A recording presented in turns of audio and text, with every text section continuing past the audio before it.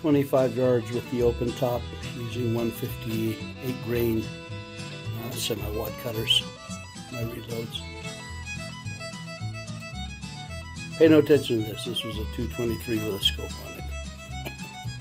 Yeah. Really windy up there today.